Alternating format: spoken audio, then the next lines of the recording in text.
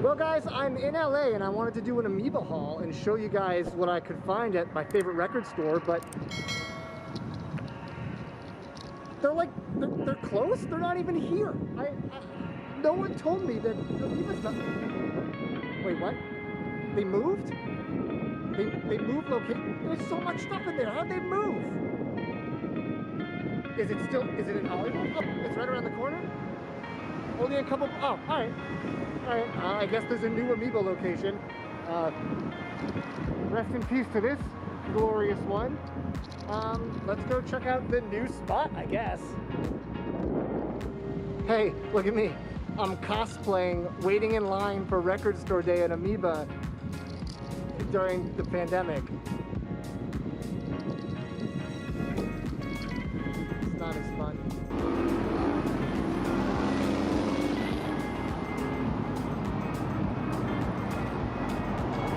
Alright guys, I am here at the new Amoeba Hollywood. It is breathtaking. This space is beautiful. I can't wait to show you guys all the new sections. I'm freaking out. I'm like a kid in a candy store right now. This is an incredibly well-organized store. I can't wait to go through everything, but I'm gonna have to show you guys first because I'm a nice guy. Let's just go around and look. The new Amoeba Music in Hollywood is, in a word, miraculous. While the space is a bit smaller, it doesn't feel smaller, and that's the important thing. My favorite thing about the new space is the sheer amount of wall records. I'm talking holy grails. They're everywhere you look. They're even lining all of the pillars that are around the store on all four sides. Each clump of records is separated by genre, just like the old store. And the old store had a lot, but I almost feel like this store has more. Every genre of music from the old location is represented, from the colossal rock and pop and jazz sections to the more obscure ones like underground metal and unusually experimental. As I explored the store, I kept finding myself in awe. It's truly a visual spectacle. Everywhere you look is a cool album, killer poster, or music-related visual artifact that's guaranteed to make you smile. From the center of the store, you could spin in a circle and see everything. But that everything is still overwhelming in the best way. This is not your casual pop in and pop out dig. Going to Amoeba is a full day affair. Also, they utilize the space underneath the bins much more efficiently than the old store, and I found a handful of unexpected gems when I dug down there. It rewards the patient and meticulous digger. Just when you think you're done exploring a section, there's more to be found.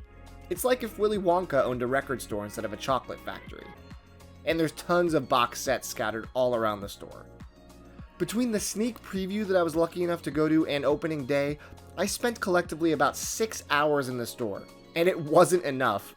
Amoeba Hollywood is once again the greatest record store on the planet, in my opinion, and stick around to see my gigantic haul. Alright, welcome to my makeshift hotel studio. I just wanted to shoot the haul before I got back to Portland and brought the records back, which is still going to be a challenge. I have no idea how exactly I'm going to do it, but I will figure it out. I wanted to show you guys what I found. Obviously, Amoeba was an amazing experience.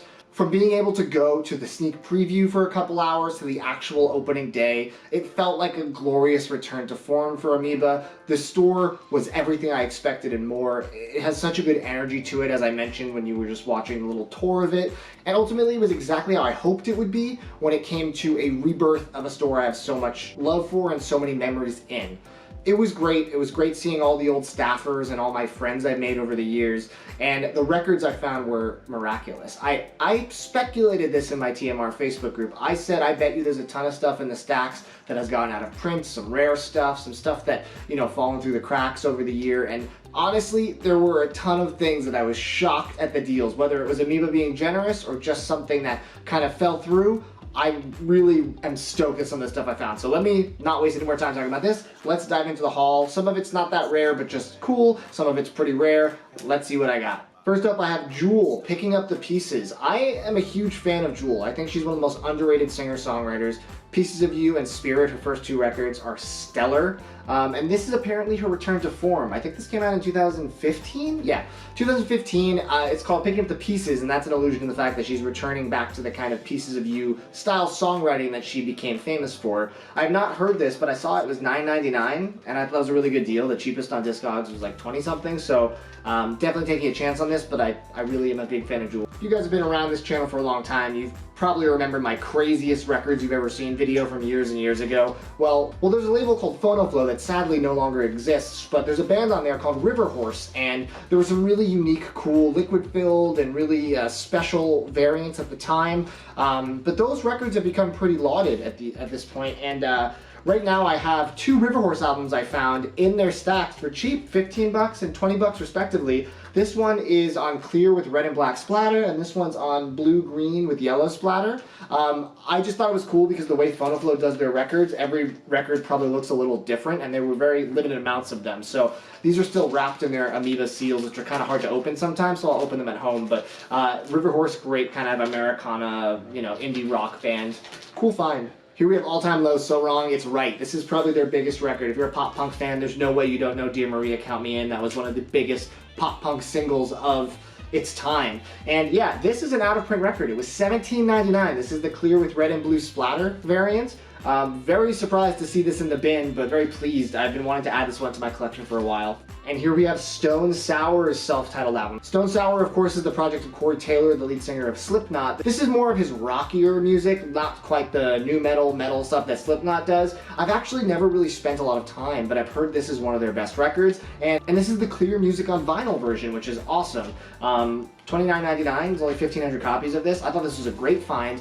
I've been excited to dive into their stuff as I've been getting more into Slipknot lately, so very excited for that. And here we have an earlier pressing of a post-rock band that doesn't get enough love. This is God is an Astronaut, All is Violent, All is Bright. This is one of the earliest albums I ever heard of post-rock. I'm going to open this right now on camera because I'm curious what variant it is. It had a more recent repress, but this is from the looks like 2014 reissue series. They did a couple different colors. I think it's not going to be just black, but I guess we'll find out together right now. But yeah, this is a really solid, underrated post-rock act, and let's see what color we got. Cool! My favorite color. Really cool, translucent green. I forget what the price was. It was down here. Oh, looks like $28, which is pretty great for a sealed copy of this, you know, 2016 gem. I guess the album came out in 2004, but yeah, cool addition to the post-rock collection, throwback to my early days. And here we have Mina Tindall, Parade. So Mina Tindall is an artist that I discovered because her most recent album has Sufjan Stevens on one of the tracks vocally, and Bryce Dessner of The National doing a ton of guitar work throughout the album. It's a great album, but I have not heard this one before, Parades. She's a French singer-songwriter, and the music is really beautiful, and I don't think it's easy to find her stuff in America. It doesn't have like wide distro. So when I saw it in the bin for $7.99, it was on my Discogs want list. So I was like, you know what, this is an amazing price, and I'm going to take a chance that this album, despite not having the glorious Dessner and Sufjan combo on it, will be just as good. This was a pretty crazy find too. I think this might be the only hole in my Fountains of Wayne collection. This is Fountains of Wayne, Sky Full of Holes. Fountains of Wayne records have kind of skyrocketed in price since the death of Adam Schlesinger, which is, you know, to be expected the way that the music world works when an artist passes away. As you guys know, Fountains of Wayne is one of my favorite bands, and I found this in the stacks for $9.99. If you go on Discogs right now, you will see the price is quite a bit higher than that. But yeah, this is a terrific record, and A Dip in the Ocean is one of my favorite songs they've done, and that's the end of side A on here. So yeah, really cool to find this in the stacks for such a fair price. This is an album that I've held off picking up for so long, even though I love it. This is The Tired Sounds of Stars of the Lid. So this is Dustin O'Halloran's ambient kind of drone project. It's very pretty. I have the other big record they've done that I can't remember the name of right now. It's the green cover one. I haven't picked this up because I never wanted to pay the $37 that it usually costs retail. And you know, I looked it up in the store, and the prices now are edging closer to triple digits. So even the repress, I was like, I need to bite the bullet. This is still retail price. Cranky does tend to keep their stuff in print, which is good, but I didn't want to take any chances, and I said, you know, today's the day. Support Amoeba, finally, you know, buy that record that's been on my list for a while. This was also a very cool find. This is Straylight Run, Prepare to Be Wrong. Straight Light Run is the side project of John Nolan from Taking Back Sunday, and this is, I guess, an EP that he did, and I've never seen it in the flesh. It's a cool kind of like bluish variant, and it was in a bin for $3.99. $4. This is definitely a harder to find EP from the kind of like, you know, pop punk emo scene. And yeah, I was just stoked to find this for $4. That's the beauty of Amoeba. You sometimes stumble on records that are just absurdly low priced and you're like, why? Why is it so low?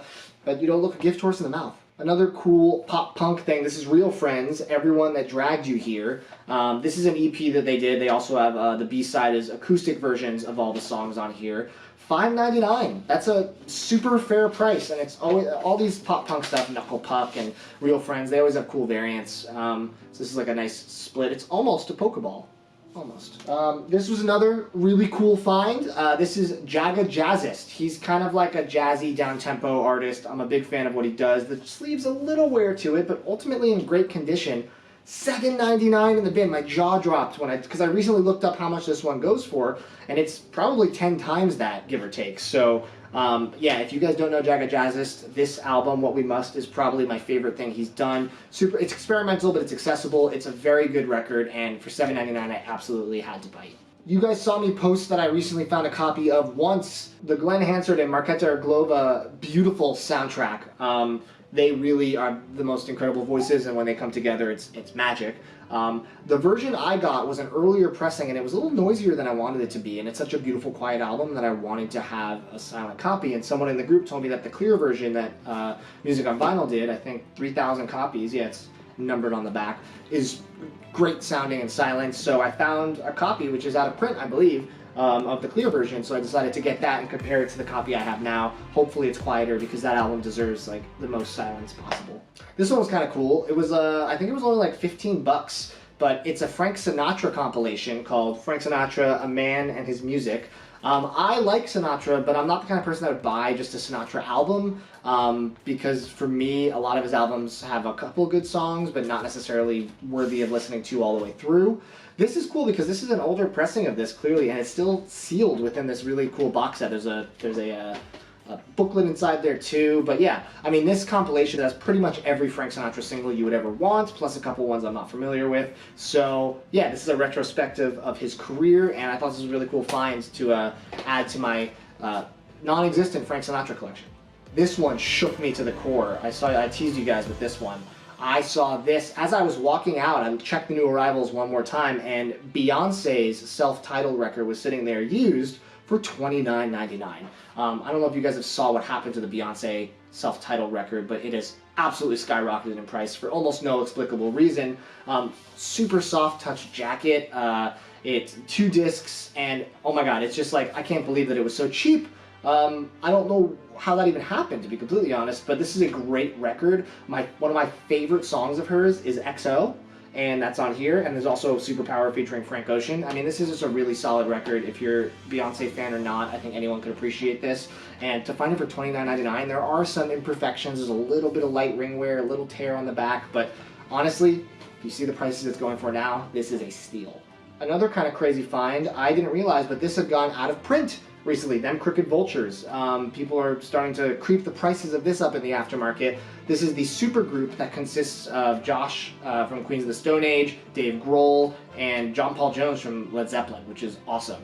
$20, brand new, sealed. I haven't listened to this in many, many years, but I feel like it's time to revisit it, especially on wax, and it's getting harder and harder to find, so very cool that I stumbled on that. I'm telling you guys, this haul was wild.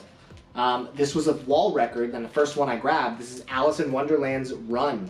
Allison is a DJ, does electronica music, you know, kind of goes to multiple genres of electronica throughout.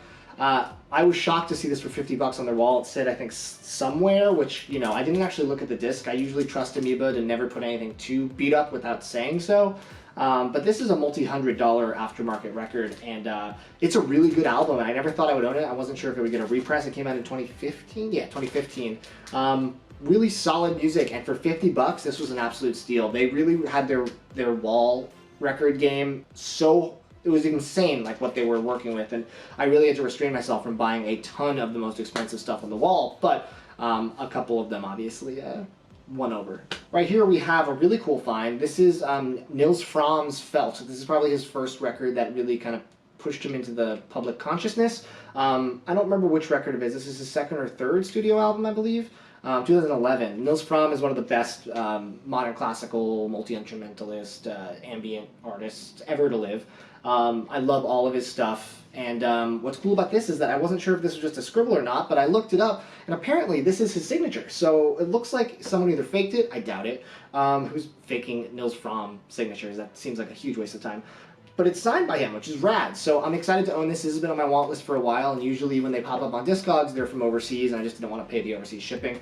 But this is a great find for 15 bucks, I'd say. This one actually shocked me as well. As you guys know, I love the modern underground hip-hop scene, and a lot of the time they sell out instantly online on Bandcamp, on, you know, whatever the sites are, and they go for crazy prices. This is a collaboration between Daniel San, Asan Eastwood, and Future Wave. Future Wave being one of my favorite modern hip-hop producers, along with Big Ghost Limited. But Future Wave, his beats are terrific. This is Physics of Filth, the clear with black splatter variant, and it's a Tough Kong release, limited to 125 out of 350. I never expect to see this stuff. The only other time I've ever seen a modern kind of underground hip-hop release that's limited at Amoeba was I found a Benny the Butcher album there once. It was like the green variant of Butcher on not Butcher on Steroids. I forgot the name of the album, but I was shocked because it was like $50-$60 less than what it usually goes for. Again, this was only $24.99, and this has been long sold out, 2018. So I'm really excited to hear this. I don't know it, but again, Future Wave is an amazing producer. And then we have this one, the final one in my haul. This is Igloo Ghost Neo Wax Bloom. This has since gone out of print. Really cool, you know, experimental electronic stuff on Brain Feeder. Kind of pretty and interesting to listen to. Igloo Ghost is becoming a pretty prominent producer, producing for a lot of people. He produced for Milo, one of my favorite rappers, once upon a time. I've wanted to pick this up for a while, but the prices were just astronomical. But for $28.98, I definitely couldn't say no. I had like a moment when I saw this in the stacks. So yeah, Amoeba, I had such a good time, guys. It was such an amazing trip. Digging through the stacks was just unforgettable, as always. I feel like every time I go to Amoeba, it's legendary, and this one was in particular a special event. I hope you guys enjoyed this little tour of Amoeba, and I hope you enjoyed seeing my haul. Let me know what you think about the new store if you went in the comments. If you haven't gone, I'm happy to answer any questions you have about it, or if you have any thoughts on my haul, I would love to hear it down below. So thank you guys for watching this video. I hope you did enjoy it, and there's definitely more coming very soon. So thanks for watching Too Many Records. Take it easy.